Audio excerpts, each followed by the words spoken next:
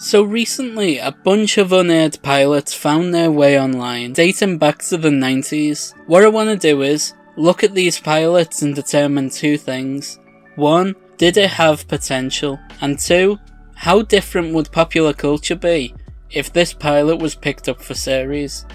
Today we're opening up the pilot vault and looking at the pilot for a show called Nathan vs. Nurture, a 2011 unaired pilot about a man who is reunited with his son. This is written by James Burrows, a comedy legend because he previously made Cheers, one of the best sitcoms of all time. And fitting with what James Burrows does, it's not the funniest stuff ever, but the characters are decent and it carries it. There's a real heart to this pilot, just like there was with Cheers. It's so weird seeing Bill Pullman in a comedy role. Between The Sinner, where he plays a tough detective, and Independence Day, where he played the president, this is our Independence Day. Oh, and he was brilliant in Torchwood Miracle Day, I loved him in there. But those roles are very far from being comedic. This is a weird step for him. The year this was filmed, 2011, was also the same year that he filmed Miracle Day. So I wonder if this had been picked up, would he have time to do that? For a second I was hoping that this was a prequel series to the movie Brother Nature that he appeared in, but oh, Brit is in this. So Bill Pullman plays a guy named Arthur who reunites with his son Nathan. See, years ago, when they were younger, Arthur and his late wife gave Nathan up for adoption. So the premise is basically them reuniting. Let's give this a watch and see what it's like. So we start with Arthur coming downstairs and talking to his sons. He has 3 sons, Daniel, Robert and Joel, the latter of which is played by Joel David Moore from Forever and Bones. They waste no time in this pilot. Arthur straight up tells them what the show is going to be about,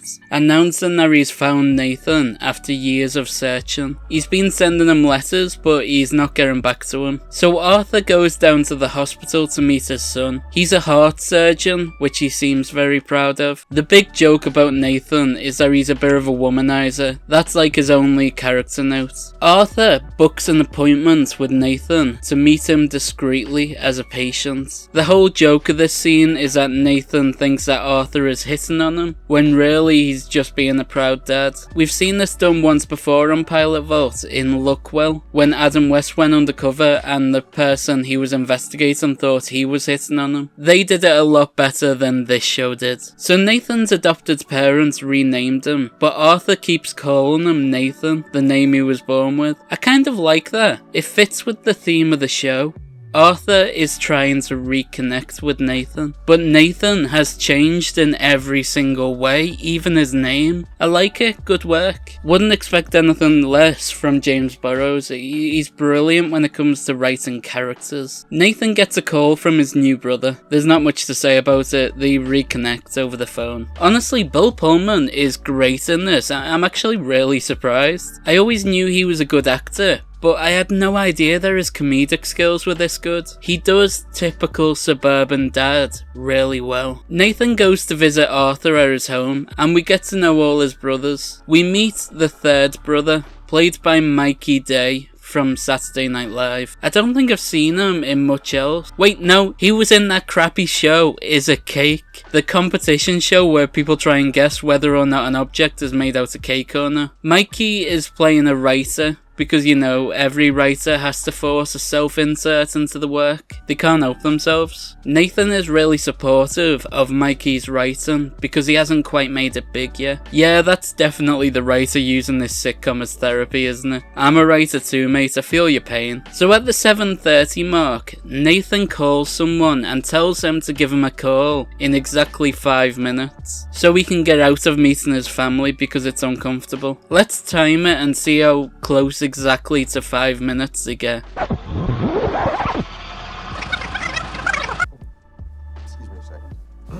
Do you need to get that? Right, so he gets a call exactly 3 minutes later. Fair enough, you know. Back when I did drama in college, we were taught about 2 practitioners. in acting. There was Stanislavski, who believed that everything should be precise and realistic. Like, if a character turns on a kettle, that kettle should finish boiling exactly at the right time. And there was Berkoff, who was more abstract and less of a stickler to the rules. Remember in The Disaster Artist where Tommy Wiseau was claiming that he was being taught by Stanislavski, despite him being dead for years? He could have at least claimed he was being taught by Berkoff. At least he was still alive. He was in an episode of Doctor Who a few years back. So yeah, it's fine if 5 minutes is only actually 3 minutes. It's no big deal, is it? Arthur presents Nathan with 25 years of Christmas presents that he's missed out on. And Arthur gets out the urn with his dad's ashes in it so they can have a photograph of 3 generations of the family. Mikey Day goes to hang out with Nathan at midnight because he wanted to get some advice about life. Nathan puts up with this for some reason and gives him some more advice on being a writer. Nathan lets Mikey stay the night for some reason. Yeah, I've got no idea why he's putting up with this family. He wakes up to another brother hanging out in his apartment. Then Mikey Day tells us that he stayed up all night